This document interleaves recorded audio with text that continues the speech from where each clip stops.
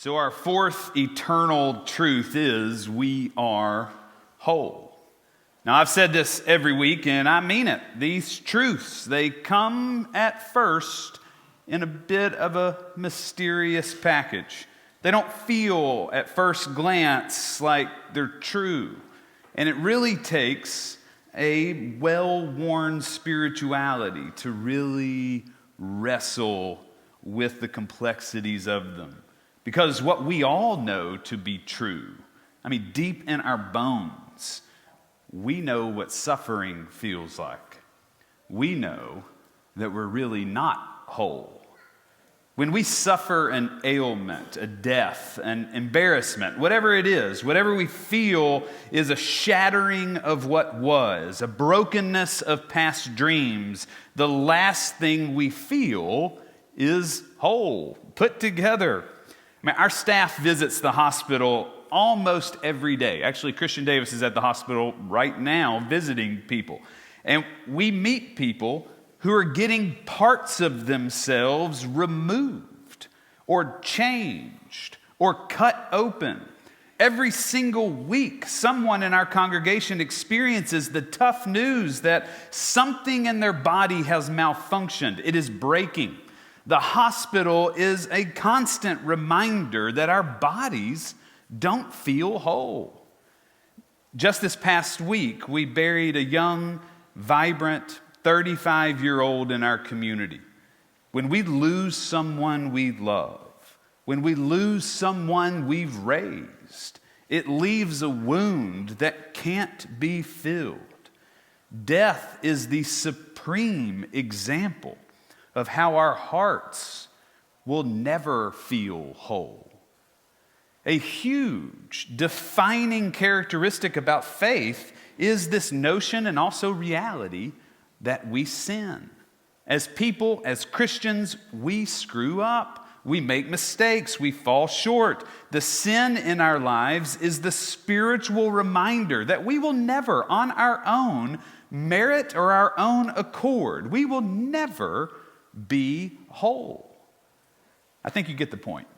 Our bodies break, dreams die, pieces get removed, sinners sin, relationships dissolve, jobs change, circumstances shift. We feel far more broken in this world than we do whole. So why in the world are we declaring we are whole? Emotionally, we know we aren't. Psychologically, we know we aren't. Physically, we know we aren't. What kind of madness is it to declare that we are whole when everything around us in life breaks?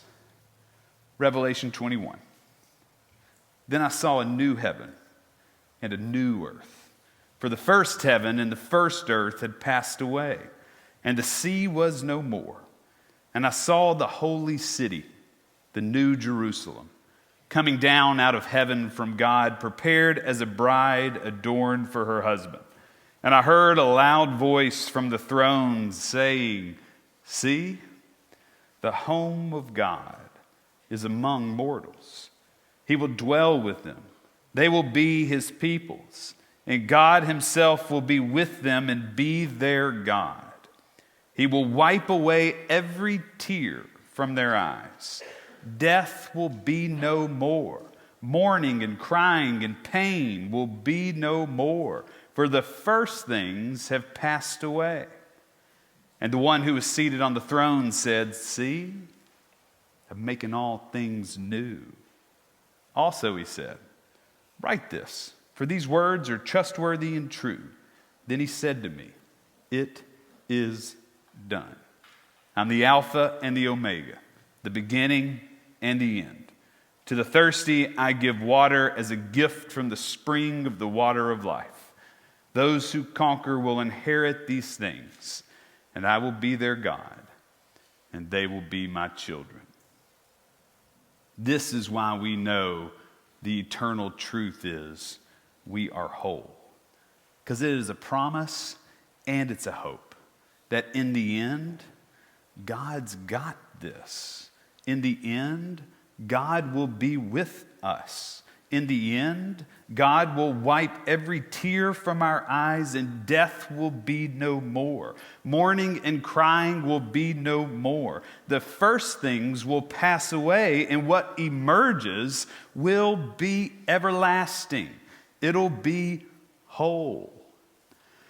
In 2022, I wrote and preached about what I felt was the vision for what we would be and do at First Baptist. You may remember we used this phrase to help kind of corral it. My story, our story, the story. This is a helpful reminder here. Just to recap, my and your individual stories matter. Our stories and lives matter to God. You have one life, and you deserve to live it authentically and truly. No one should control your story or you. But if all you did was just focus on yourself, that would be very narcissistic. That's not enough. There is a larger narrative at play in this world, and it lands at the our story. This is communal. It's church, it's groups, it's our extended family. It's the larger ways in which we are connected and collaborate with neighbors and friends. Our story matters just as much as my story. Our story is about me and us. But there's an even larger narrative at play. God's story, the ultimate eternal story is unfolding.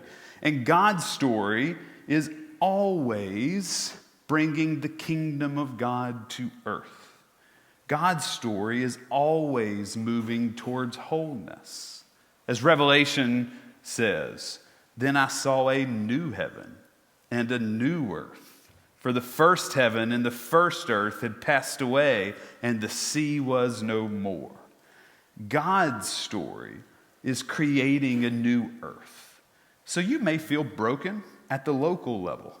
Our communities may feel disjointed or superficial or even non-existent. We may feel hurt or trapped or scared within our community. We may feel like our individual story is collapsing or shifting or hurting. We can feel broken at the my story and at the our story level, but that does not diminish the work that God is doing at the story level. Wholeness is the recognition that we are a part of the things that God is making new. It's the promise of the new earth. It's the promise that in the end, we will be a part of the whole. Verse 5. And the one who was seated on the throne said, see, I'm making all things new. A few weeks ago, Jane led a spiritual formation retreat. It was our wholeness retreat.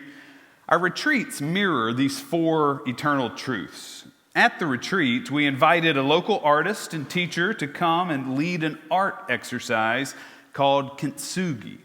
It's a Japanese art of repairing broken pottery by mending the areas of the breaking with a lacquer that's dusted and mixed with gold. And here's a picture of what it looks like. This is what we do. So here's what we did. We had a bowl, and it was pristine. It wasn't broken, but we broke it. We literally hammered it to pieces. It was fun. It acknowledged that sometimes we're the cause of the brokenness that we feel. Sometimes it's things outside of our control that breaks us, but regardless, whatever breaks us, we leave wounded, left to pick up the pieces of our broken past. But then we used this special lacquer that was mixed with a powdered gold, and we glued the pieces of the bowl back together. If you do it right, you have to put the pieces in a certain order back together. What we learned is it's a very slow process. It takes a lot of patience, time. You apply the healing balm, but then you have to let it sit and dry. It is a multi-day and very frustrating, very tedious process but it also becomes quite therapeutic. Our lives, we learned, are like the bowl. And in the end, the bowl got put back together. And here's some facts about kintsugi that make this a very spiritual practice. The first thing we learned was the lacquer and the gold dust make the bowl stronger than the original form it was in. Oh, that matters. It's only by breaking that a stronger version becomes possible. It's only after the breaking does God's presence and love fill in and heal the cracks. There is deep wisdom in this. Here's the second thing that we learned. Whether your bowl ever breaks or not, your bowl is still weak at the fault lines. You may never take a hammer to the bowl, but where it is going to break is weak. Kintsugi teaches that the bowl that we start with, in its original form, even if it hasn't been broken, is an illusion. It looks good on the outside, but there are fault lines underneath the surface. And when life happens to get out of control or it builds too much pressure, the fault lines are going to fault. Cracks are going to crack. And that's what makes God's wholeness that much more amazing. There is deep wisdom in this thought too. It's not until you break and let God's glue help heal you back together do you truly get the depth of this truth. It is God who makes you stronger. It is God who makes you whole. You will never get there on your own. But we are whole precisely because we broke. Imagine that. It takes God putting the pieces back together to make you whole.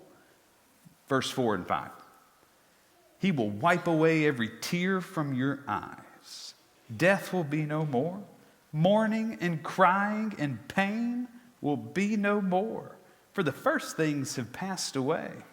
You broke, but the one seated on the throne said, "See, I'm making all things new. I'm going to put you back together." As humans, you are going to suffer and break. It is part of the deal. But whatever that we suffer from, that doesn't diminish us. Our brokenness doesn't define us because in the end, we're going to be made new. The lacquer and the dust is God working on us at the my story and our story and even the story levels. God's love flows to us all the way down. As a matter of fact, think of it like this. Your bowl breaks, life happens, but all of those pieces never fall outside of the hands of God. Every piece that breaks is still held. Every piece that breaks can be put back together. Which brings up a third thing that we learned about kintsugi, and it's this. God's presence, the glue and the gold, is absolutely necessary for your healing. The lovely and the unlovely of our lives are held gently in the hands of the one who makes all things new. The glue and the dust are reminders of God's grace and hope, God's good future in which all things are made well and new, and therefore whole. Verses 6 and 7. Then he said to me, "It is done. I am the Alpha and the Omega, the beginning and the end. To the thirsty I will give water as a gift from the spring of the water of life. Those who conquer will inherit these things, and I will be their God, and they will be my children." The promise is given to us in Revelation 21. and it stands as a core pillar of the Christian faith. With God, our broken pieces get put back together. With God, all things are made new. With God, we are even made stronger than our original form, because in the end, we're made whole. It may not feel like it today, but that's the good news of the gospel. In the end, we are made whole.